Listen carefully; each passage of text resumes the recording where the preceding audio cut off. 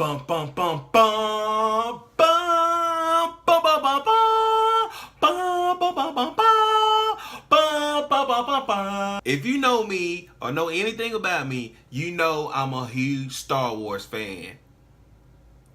Yeah, let's talk about it.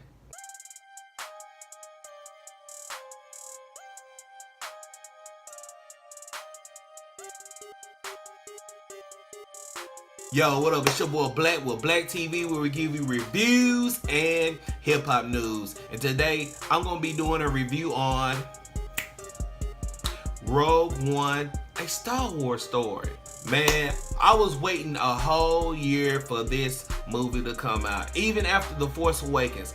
Like, I'm really a huge Star Wars fan, and I actually grew up on the original trilogy of Star Wars. So when I actually found out that Disney bought the rights to Lucasfilm and they said they were gonna do anthology movies, I was like, so with that enough being said, let's just get started. Rogue One, a Star Wars story, is about this character named Jyn Erso, who was raised by this guy that was a scientist and later on been captured by the Empire to destruct a new death base that destroys planets. And when she finds that out, she's on an adventure to find her father and to try to stop the Empire from building this big space station. So let's talk about the likes. Well, what I really like about this movie is, first of all, the movie set in the Star Wars universe perfectly. Like, this movie is set right before Star Wars A New Hope, where Luke blows up the Death Star. And if you're not apparently aware of that, this movie is set right before the first Star Wars movie, which is Episode 4.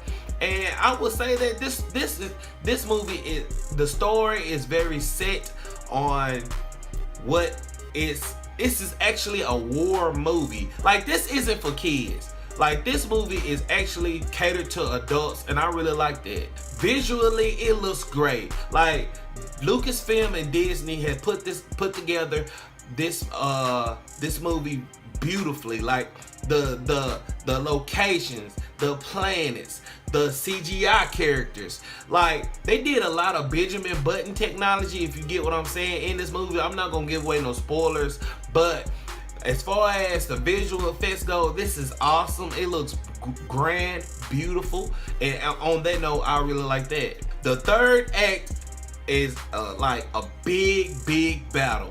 Like, I would say this is the second greatest battle in Star Wars history. Like, they had a land, air, and space battle all going on at one time to achieve the goal that they were trying to get. And I really like space battles, and I would say this is one of the greatest space battles I have seen in a long time in movie history. Like, just alone, that's worth the admission to watch this movie. And another thing, I love the Vader scenes. Like, they had a lot of reshoots going on during this film was filmed, and I just believe that part of that was to put more Vader in it, because they know they have to have more fan service to put in this film. And as far as the Vader scenes, it fit perfectly. It didn't feel forced, no pun intended. And I just really like the last scene with Vader in it. I'm not gonna tell you what happened, but the last scene fit that part with Vader perfectly. What I disliked about this is that, as far as the story is great. The story was written perfectly. It didn't have no character development. At the end of the movie, you really don't care about the characters.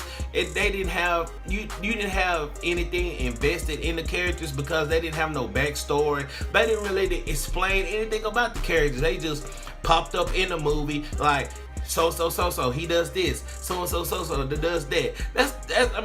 That's what I really hate about this movie. They didn't have a lot of character development, and I just believe that if they had that in the movie, you will have more invested in them by the end of the movie. I'm trying not to say no spoilers, but I'm just saying that at the end of the movie, you really don't care about the characters, and they just wasn't developed pretty well.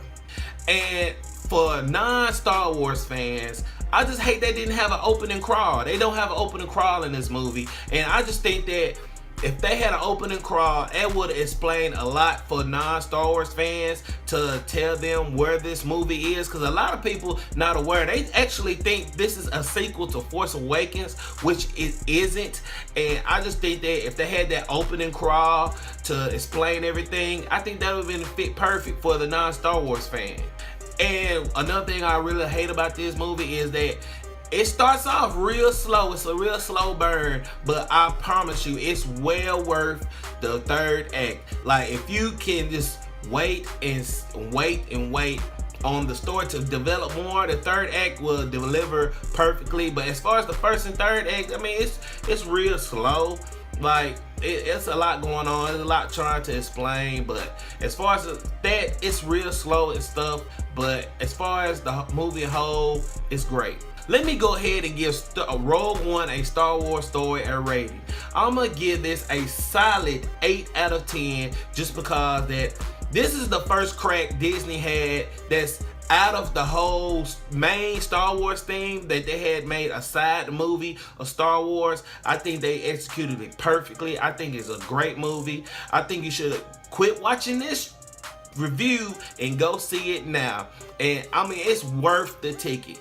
So if you're a huge Star Wars fan, you're not gonna be disappointed. If you're a fan of movies in general, you're not gonna be disappointed. So go out and go see it. Don't forget to hit subscribe if you want more movie reviews. If you like this movie review, tell me in the comment section. If you like me to review more movies, let me know, because this is my first movie review. So just let me know in the comment section. Don't forget to hit subscribe, and until next time on Black TV, holla on Black TV.